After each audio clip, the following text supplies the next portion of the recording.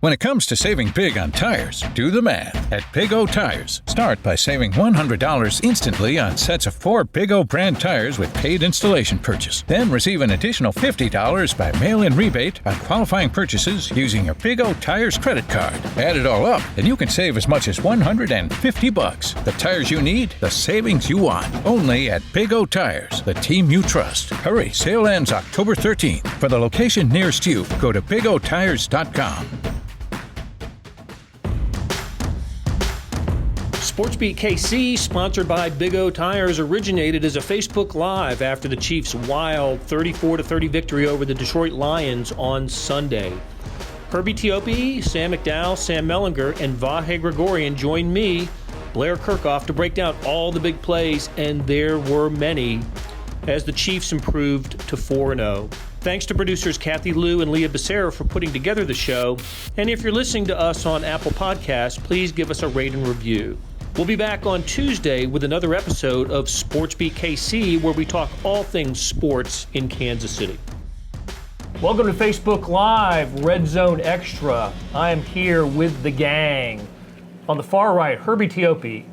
Next to him, Sam Mellinger. Sam McDowell next to him. I'm Blair Kerkhoff, and Vahe Gregorian will join us in a little while. We're here to break down the Chiefs' 34-30 victory over the Detroit Lions here at Ford Field. This one was unlike any of the games the Chiefs have played this season, was it not, guys?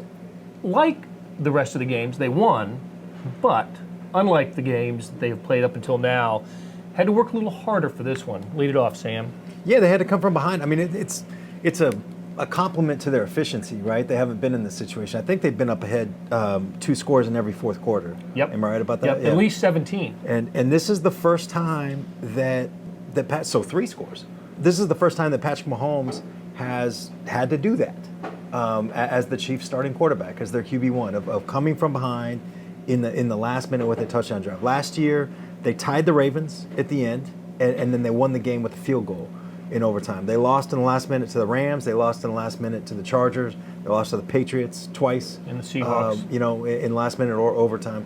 And this was his, sort of an MVP moment. That 4th and 8, that scramble. Some of the guys, and this is basically what I wrote for the column, some of the guys in the locker room said, he came into that huddle, and it's open air press box here, but this place was jumping. Yeah, and it was really loud before that 4th and 8, and he came in there and just had a big smile and said, this is what we get paid to do. Wow. Drop back, the rush came upfield, big hole in front of him opened, and I can't say exactly how LDT described the very last play with Darrell Williams. It's because he spoke in French, I believe, right?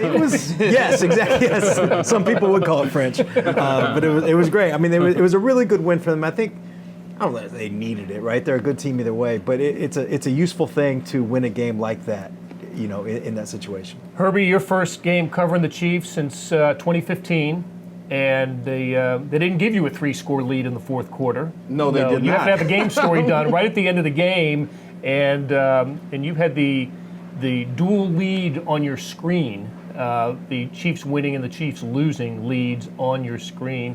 What did you think of your first Chiefs game? I would say the Chiefs have issues on defense.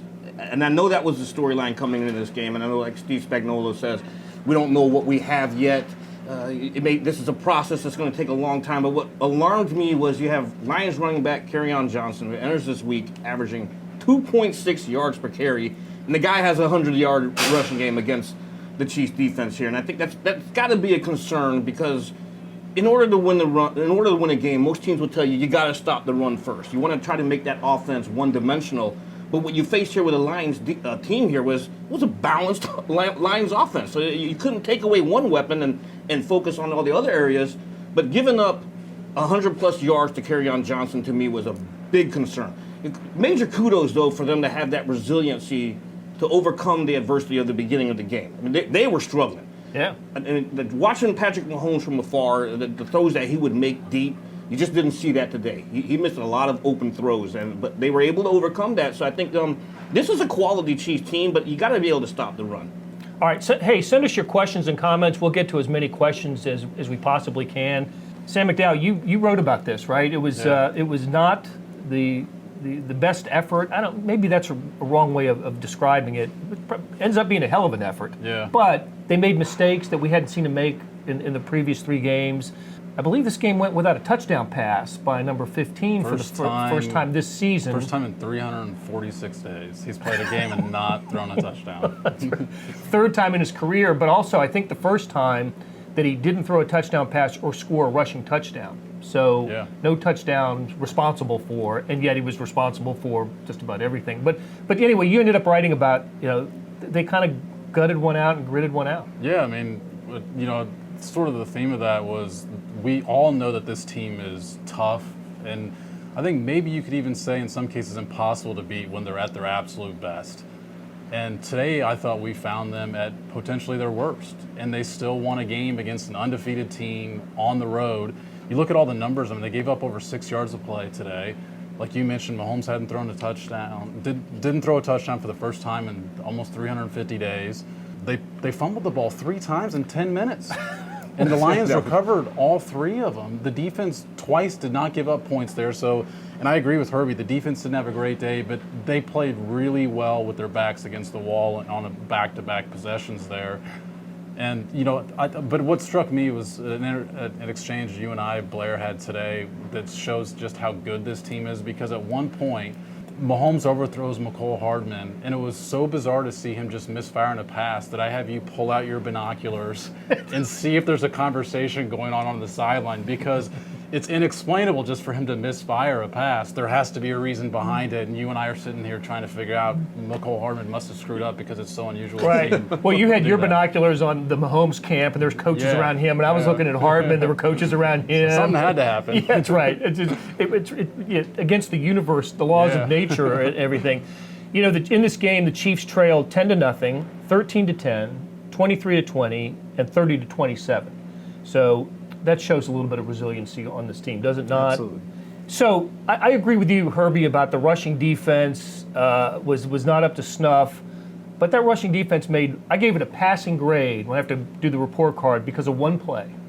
One pretty alert play that Vahe wrote about. We'll get him to discuss it more when he gets here. But the most alert play and the biggest defensive play of the year for the Chiefs by Bashard Breeland. What did you see? Well, you had a fantastic goal line stop there. Xavier Williams stuffed Kerryon Johnson, who was having a fantastic game. Stopped him from going into the end zone. He fumbled there. Rashad picked it up and ran it back. The thing I liked about that was this is the same officiating crew that just 2 weeks ago, the Saints-Rams game, they blew the play dead even though it was a fumble. This time they let it play out, and that was huge. Because if they ruled them down there... They'll whistle. Yeah, they whistle that play. It's dead there at the 1 yard line, and the Chiefs now have to go 99 yards as opposed to returning it 100 yards. That was a fantastic heads-up play to play. Players are trained to keep going until you hear that whistle. They didn't hear the whistle, so they ran back for a touchdown. And that was, at that point, I thought it was a game changer. I was like, okay, now the Chiefs are going to roll over them. Right. Sure enough, the Lions came back. But that was definitely a big play. How many straight weeks, just to get this out in the open first, are you going to mention the Saints on our Facebook Live? I'm not going to mention them a lot, but I just think it's unique that this was the same officiating crew that just 2 weeks ago blew that call. Yeah. So there's a lesson learned for that officiating crew, because Al Riveron told them they should not have blown that whistle. This time around, they did not blow the whistle. Well, and that Saints-Rams game came up in the post-game interview with the officials. With Gregorian. They got the pool reporter wanted to get an explanation on the play. And was it not the right call, though? I mean, all of us watching the replay, I thought he fumbled that ball, and Breeland for sure wasn't touched going back. That would have been the only way. If Breeland was down on a knee when he got the ball and someone touched him, he'd have been down there. Chiefs would have had the ball at the 1. Correct. Correct. And it looked like Galladay could have made a play on that too. He stood there. But he was Breeland ran right by him. And Galladay, I thought, he, like everybody else in the building, thought the play was dead except for Breeland. It's a weird play. The officials, like we've been saying, they called it correctly. You're supposed to just not blow it, and then let the replay take over. But I don't know that you can tell if he was down or not. He was in the middle of a crap ton of big bodies. Right. You can't see his knee. On his back. So it's just an interesting play in that calling it correctly, the correct mechanism again, but not blowing it dead means that you need irrefutable evidence to overturn that when you're just doing it as, sort of a precautionary measure. It's an interesting play. All right. Even Johnson, though, he was interviewed post-game as well on those same push sheets, and he didn't argue for the fact that he thought he was down on that play, which I thought was pretty tough. Right. All right, we'll get Vahe to expand on it a little bit. Let's talk about a couple other plays that I thought were just huge. The 4th and 8 on the final drive. Chiefs take possession with 2:20 to go, down 3, and I'm thinking, getting field goal range. I kind of felt like at the time. I know the Lions were playing pretty good defense, certainly against Mahomes. Matt Patricia, hats off to him. I thought he had a good defensive game plan, and so all right, they're at the 20, and get to we saw Butker make 60-yarders in the pregame. Just get on the other side of the field. I figured they'll get a shot. It's the Chiefs, baby. They're thinking W, and so big pass to I think it was Sammy Watkins first. How did it go? There were Darrell Williams. Screen pass. Yep. And then there was a completion to Sammy. But that was short. It went the screen pass, and then what was it? Incomplete, short, incomplete. To bring up 4th and 8. Yeah, 4th and 8. Right. And that rush, if you watch it again, that rush came way upfield, and whoever's the nose tackle, Austin Ryder did a good job of pushing him to Mahomes' right side on the field, and then just open up. They're in man coverage, so backs are turned to you. Zone, it becomes a little bit harder. But another interesting thing in that play, it's 4th and 8, and it just like the look on Mahomes' teammates when they're just like, dude, he was like smiling in the huddle. Like it's 4th and 8, we're about to like fall off the cliff, and he's just like. Let's go. And what you just said, like, because it's the Chiefs, baby, like they go to. That had a very different connotation before Patrick Mahomes got here. It's the Chiefs, baby. Like that was a very different thing. Herbie remembers same old Chiefs. Here we go again. Same old Chiefs. No way they're going to convert this. Now it's like you just hold your breath, like something's going to happen here, and that's what happened. What stood out to me, though, is several times today I thought Patrick Mahomes was in, I'm just going to make a play mode. And I know that's sort of his MO, but that play was one of them. You and I talked about a play where on a 3rd down and maybe 1 it was, on an RPO, he could have handed the ball off to McCoy and just decided, I'm just going to take it myself. Yeah, I'm getting McCoy this first down. He tried to tackle a defensive lineman today. Huge defensive lineman. Out of there. A really bad idea. Dude? But I just thought several times today he kind of sensed that maybe things weren't going the way that they typically do, and just on his own said, I'm just going to make something happen. On that note, I remember I talked to Sammy Watkins after the game and asked him about what was going on there, and he basically said we're all looking at each other on the sidelines and saying, what the freak is going on right now? Because this wasn't like your typical Chiefs offenses from last year and even the first 3 games of this season. So the players certainly knew something wasn't right. But going back to your point earlier about tipping the hat to Matt Patricia, they had a good game plan. The narrative coming into this game was how many yards is Patrick Mahomes going to pass for in the dome? Yeah. And the Lions were without a 2-time Pro Bowl cornerback in Darius Slay. Diggs got hurt and was knocked out of the rest of the game early in the first quarter. But they held their own. And you got to tip the hat to Matt Patricia. These Lions are a lot better than I think than a lot of people are giving them credit for. Well, they were worthy of their record, and we kind of wondered that coming in. Yeah. They were 2-0-1, and that one was a tie with the Cardinals, and you're thinking, how good can they be? Well, are they a playoff team? I don't know. We'll see. It's a tough division. Yeah, it is. It's a tough division, but I was impressed with them, and I was impressed with this environment too. You mentioned it earlier, Sam. It ggets loud in here. I imagine Mahomes hasn't played in an environment this loud ever in his life, because even when he played indoors with Texas Tech and Baylor in Arlington as a college junior, it's a 50-50 house. It's not capacity. This was loud. It was loud. And of course, we have an open air press box, so we could hear it too. And I thought it was just a different environment for him. And you factor that in with Matt Patricia, who's a terrific defensive coach. And the Chiefs are still without key people. It didn't seem to have mattered until today. I remember I found myself thinking, boy, if Tyreek Hill were if they had that additional weapon, it could make a difference. Because I don't think McCole Hardman played well at all today. Yeah. After having 2 good games, fumbled, lost the fumble, and seemed to run a bad route. Yeah. So. And we should mention that Tyreek Hill was out here running every route possible in pregame and catching passes from Mahomes. It doesn't look like he's that far off. Of course, who actually knows? But Yeah, I mean, I agree with you that it looked like maybe they needed another guy. I thought Sammy Watkins looked a little bit hobbled today. I don't know what you guys thought, but I didn't think he looked 100% on a couple of plays. He didn't really extend plays that I thought Mahomes was looking for him to continue on his route as he was scrambling. Well, he was in good company in that. There was a lot of times where the receivers just looked like they stopped running. He almost kind of waved Hardman deep on one play, and he just sort of ignored it. But the sort of defense that Patricia played that you wonder if other teams will replicate is a lot of man coverage and a lot of double teaming Travis Kelce and trying to take him out of the game. And a lot of punching the ball. I mean, that's what Patricia's defenses do. They punch the ball, and Sammy, his didn't get punched out. He made a catch and then just put it on the ground. I don't know what. I guess I didn't see a good replay of that, but that was a terrible turnover. And Hardman had one, and who am I missing on the third? Darrell Williams. And Darrell Williams. Three consecutive possessions. Right, in the third quarter. Yeah, there were 5 fumbles in the third quarter alone, two by the Lions and one that turned into the touchdown for the Chiefs. This is kind of like you're talking about Patricia and doubling Kelce and everything, and he was doing that. But I thought this was an interesting play. The 1st and 10 at midfield on that last drive. And if you watch that, they were beating him up. I think it was a linebacker and a defensive back. I could be wrong on that, but 2 guys beating him up. And then the play was going, and Kelce was lined up to the left. The play was going to the right. And when the play went to the right, the Lions guys just kind of left Kelce alone and chased the play. Yeah. Kelce just stood there.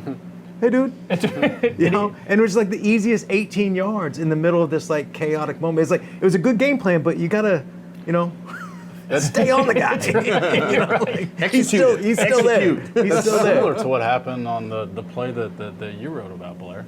Well, and as it turns out, that it was the hook and lateral was a fun play, and it was part of a touchdown drive. And like the Breland touchdown, I thought, man, you convert this and score, and that changes the game. No, not in this game, but it was a fun play. It was a terrific play. It's so heads up. It really is. Heads up. Kelce catches a pass. It's going to go for 10, 12 yards. And as he's falling backwards and about to get tackled, with one hand, dishes it to LaShawn McCoy, who thought the pass was coming to him anyway. He's about 3 or 4 yards in front of Kelce and jumps. Jumps to get it. He thought it was coming to him. There was Kelce behind him, but has the presence of mind to be facing Kelce when Kelce catches it, shovels, and gets another 23 yards on it. It ends up being a 33-yard completion, and the Chiefs end up scoring on that drive. But they don't listen. As much as we like to think that they work on stuff like that because it's the Chiefs, no. McCoy, Kelce, Andy Reid, Mahomes all said no. Just a fortunate play. It's gutsy too because, and maybe if it didn't work out, we call it reckless, right? But you better convert that. If you're catch, that would have been a first down, I think, right? I think when he caught it. The official stat sheet has it short of a first down. Yeah, it was right at the line. But I remember thinking Kelce was over the yellow line, at least the replay. The yellow line is not official, though. I know. If you're reaching out and pitching the ball and somebody just comes in and chops your arm down or something, and then that's your 6th fumble or whatever it would have been, you better get that right. That's like a no-look pass. You better not throw an interception on that. What a play, and and LaShawn McCoy, we've mentioned it before on previous Facebook Lives. He just marvels at this offense. Every time. Every post game, his quotes just gushing about how great this offense is. I thought it was funny when he was asked about in the locker room. He was like, "It's the Chiefs." That was his reaction. It's the Chiefs. Sam, you got to tell the exchange you saw that involves. Oh, I mean, he was just going crazy. It was like, "You guys were undefeated. We're undefeated. You guys are just taking it for granted. Taking it for granted." And Jeff Allen's like, "We're used to it, bro." And Darrell Williams was like, "Big facts." That's right. He's from Buffalo. I saw somebody on Twitter compare LaShawn McCoy to a kid kind of like a poor kid that goes and visits his rich friend and just can't believe all the toys that this other kid has. He's like, "Oh my God, you got a little Jeep that you can drive around? You guys have space where I can run? I like it. A quarterback that works." All right, so even after all this stuff happened, the Chiefs still needed to punch it in at the end, or kick the short field goal. But once you're down in the red zone, you want to score the touchdown. And I believe Darrell Williams had a little help on that touchdown run. He did. Austin Ryder. And again, if you watch it, Ryder got pushed back right at the snap. He gets pushed back at least a step or two. And I think the play was designed to go to the left, but there was more space because Ryder got pushed back to the right.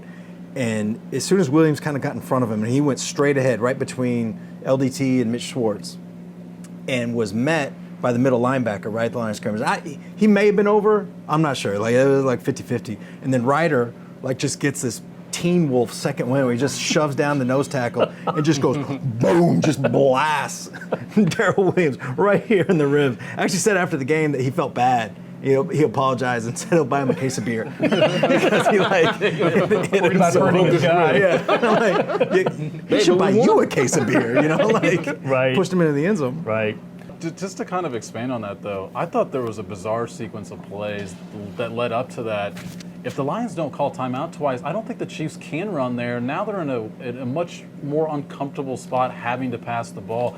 If there's a minute left on the clock, I think maybe you can try and get the ball back one last time. There's 30 seconds left in the game. I just didn't understand. Look on your what sheet, because I want to see this too. I thought there were like 40 seconds when I thought the Chiefs were going to, okay, now they're going to get the touchdown. I thought there were 40 seconds left, and the Lions still had 2 timeouts, and the Chiefs had 1. Yeah. And they snapped it first and goal at the 3 with 30 seconds left. Okay, first and goal at the 3. 39 seconds and the left. Chiefs ran it. Yep. Right?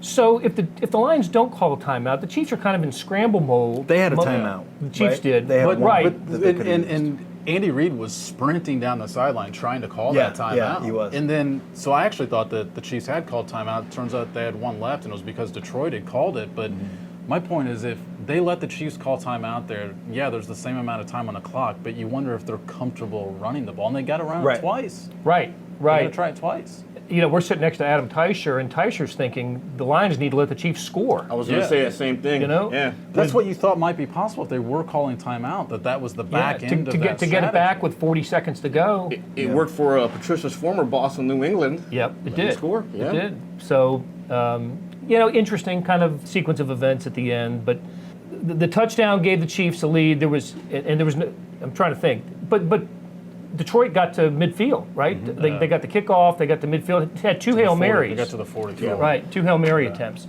Let's talk about Mahomes for a second here. I don't want bad games for Mahomes are 315 and no picks, but his passer rating was under 100 for the first time this year. 3rd worst of his career at 81. Is that right? 3rd worst for his career? Offense puts up 34. Offense doesn't. Chiefs score 34. They have 438, total yards in a tough environment against a good defensive-minded coach. I don't know what this says about the Chiefs, except do they feel invincible after a game like this? I mean, this isn't going to New England. It's not going to Chicago on a December night. But it was a tough environment, tougher than Jacksonville or Oakland. I think a couple things about this, though. I do think that there's some value in, if the Chiefs kept losing those close games, like, the 4 of them last year, and the Seahawks was, I think, within a touchdown, but it wasn't. Seahawks was a better team that night. Yeah. If they kept doing that, I don't know. Like, I know it's a confident group, but I just think it's important to sort of get past that, to get over that hurdle. And I also think, like, coaches a lot of times will tell you the best wins are, like, when you got some stuff to yell at your guys about. You know what I mean? Like, I think that's universal in sports. Totally. So, I mean, I think Andy's got that, and that is a super confident bunch. But, they do talk a lot about what they don't do well. Like even in victory, even in the wake of victory, like I keep going back to Oakland, with Mitch Schwartz. And he just, like, can't talk enough about how they can't run the ball. And, like, that's on us, and I'm not happy. I mean, it's just, they do talk a lot about what they don't do well. I kind of led my story with that, actually, because Anthony Hitchens was having a conversation with, I think it was Lee in the post-game locker room, and was talking about how he thought Mahomes was the best quarterback ever. Mm-hmm. And then I turned to him and asked him a couple questions, and he repeated something very similar. I thought he added one of the best ever in the quote. But then he said, but we got to help him out. And he said, and honestly, we're not doing that right now. And then you talk to Travis Kelce, and he's talking about everyone's got to watch the film, and they've got to get better off of this game. And then Tron Matthews says, that's a game that most teams lose because of the way they played that game. So immediately it's like bang, bang, bang, everyone. And I actually thought it was a pretty jubilant locker room, though. It was. I mean, those guys are pretty jacked about winning that game. But I think that relates to what you were talking about. This is a game this team lost 4 times last year. Yep. Somebody was going crazy in the locker room. Did you hear I think it was behind another wall, but somebody was beside themselves. I couldn't make out who it was. I think that, to me, the biggest concern was the Lions came into the game with a reputation of forcing turnovers. The Chiefs have a reputation of not turning the ball over. So in that regard, the Lions will won out there. They did what they were supposed to do, and the Chiefs couldn't prevent that from happening. That's something that I imagine if there's going to be an emphasis in practice this week, 100%. it'll be that. And the crazy thing is, if you remember last week, Andy Reid even said that on Monday and Wednesday. We know that this team likes to force turnovers. This is going to be a point of emphasis. He said that Wednesday, and so you had 2-3 days of practice, and then you come in here and you still turn the ball over. Yeah, that's definitely going to be something. And I would talk to Sammy Watkins after the game, and he basically said, yes, this game gave us a lot of teachable moments. A lot of teachable moments that they need to apply this week because they're hosting the Colts, another good team. Yep. So Cammie Benson-Darnell wants to know how the hook and lateral is scored. And I was curious about that too. It's a play that you really see. We had to look it up, and on the Cammie and on the official stat sheet, Kelsey gets the reception, and he got 10 yards worth of receiving yards, and they gave 23 yards worth to McCoy. You know, obviously Mahomes just gets one. It's 1 for 1 for Mahomes without the reception. For right, McCoy right. as So well, he gets no reception for 23 yards. It would have been interesting if that had been his only his only 100%. catch. His only catch. I would have loved that. So that's unless they were wrong. But That's how they scored it, though. That's how it was scored.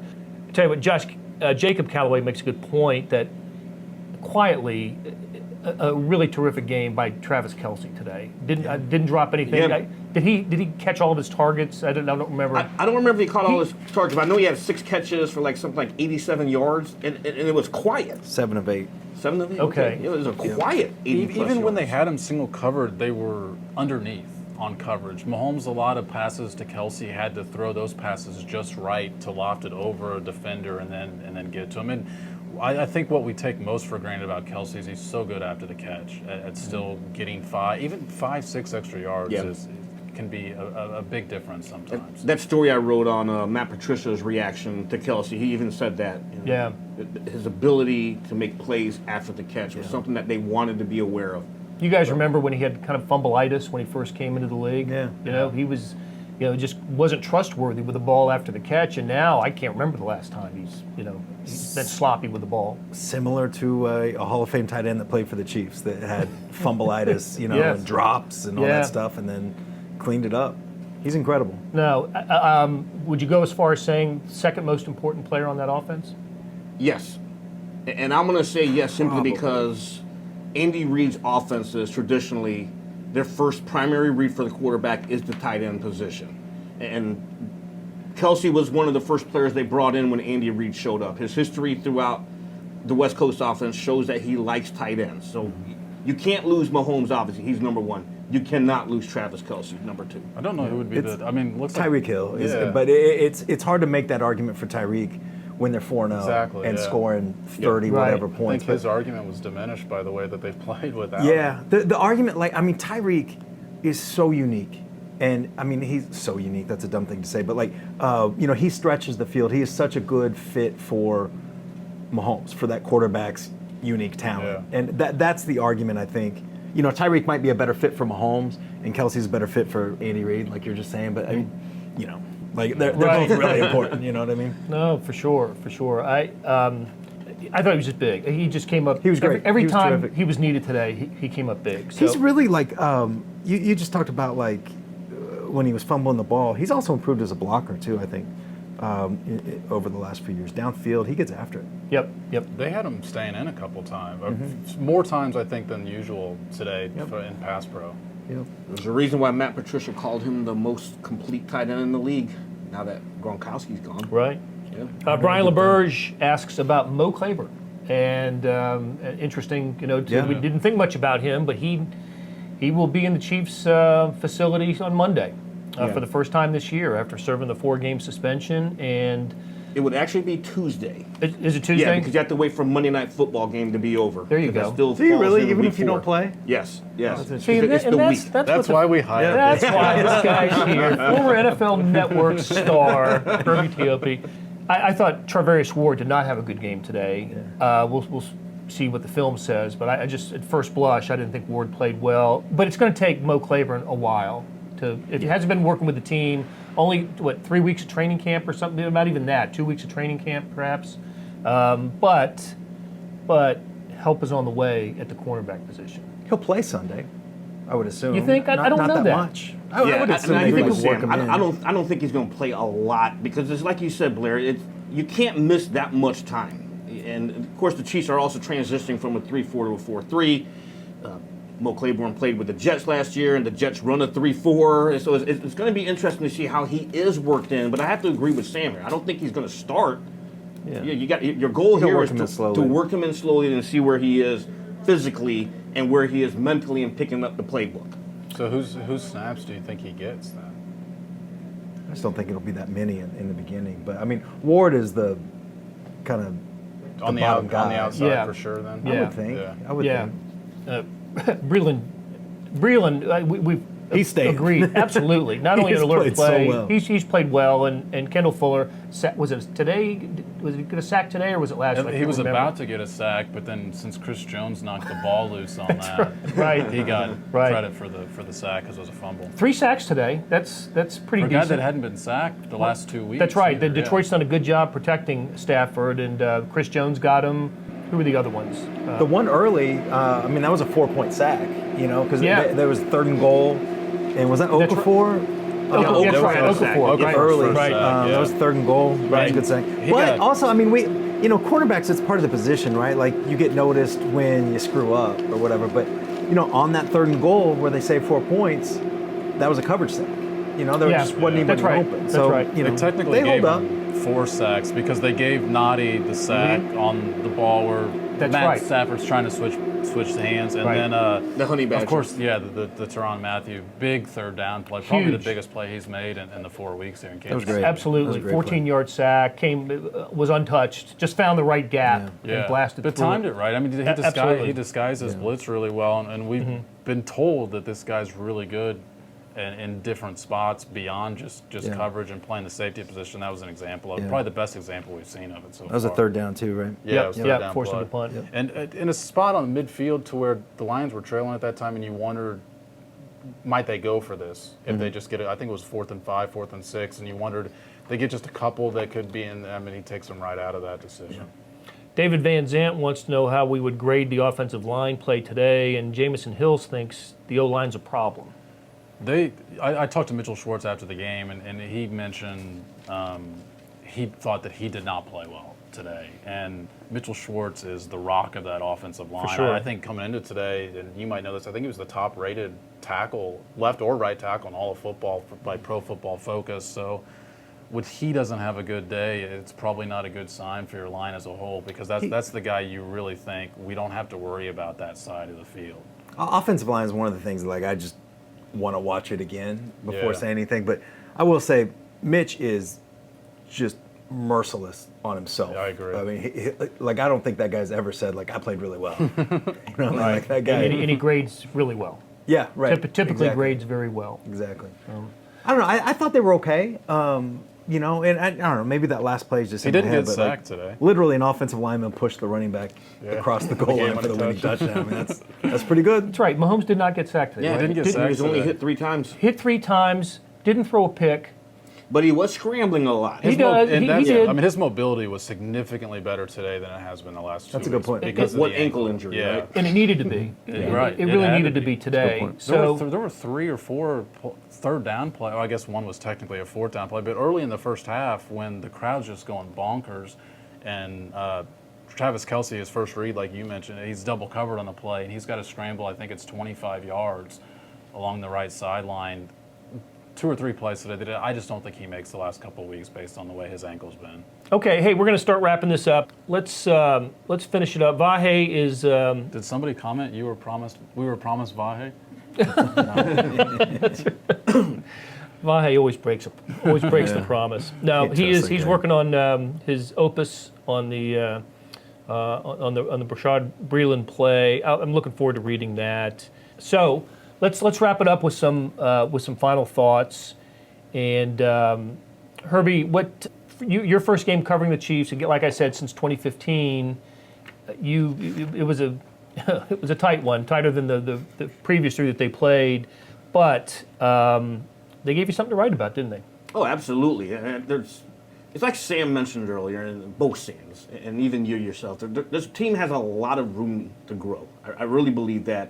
Of course, they're an elite team, but today showed that hey, there's still some things they need to address, and then Mo Claiborne will help the pass defense. I think they really need to focus on stopping the run. They just have to, because when it starts getting cold, teams are going to start running that football. And if you're having issues in September, just imagine what it's going to be like in December if it's not fixed. But yeah, it was a fun game. It's the Chiefs.